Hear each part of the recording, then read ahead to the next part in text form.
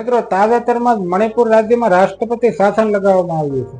હવે આપણે આ રાષ્ટ્રપતિ શાસન વિશે થોડીક બેઝિક માહિતી મેળવશું કે જે ભારતના તમામ નાગરિકે જાણવી જોઈએ.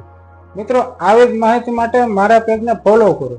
મિત્રો, રાષ્ટ્રપતિ શાસન એવી પરિસ્થિતિમાં લગાવવામાં આવે છે કે જ્યારે કોઈ વિધાનસભામાં કોઈ રાજ્યના મુખ્યમંત્રીની પસંદગી કરી શકાતી નથી, અથવા રાષ્ટ્રપતિ શાસન એવા રાજ્યમાં લાગુ કરવામાં આવે છે કે જ્યાં કોઈ પક્ષ પાસે બહુમતી નથી, અથવા ગઠબંધનની સરકાર રચવામાં પણ અસમર્થ હોય, અથવા જ્યારે કોઈ વિધાનસભામાં ચૂંટણીમાં વિલંબ થાય એવું હોય, અથવા તો ચૂંટણી સમયસર થઈ શકતી ન હોય, અથવા કોઈ રાજ્ય દ્વારા બંધારણના નિયમોનું ઉલ્લંઘન કરવામાં આવતું હોય, અથવા બહુમતી હોય તો પણ જો કોઈ મુખ્યમંત્રી રાજીનામું આપી દે તો આવા સંજોગોમાં રાષ્ટ્રપતિ શાસન લગાવવામાં આવે છે.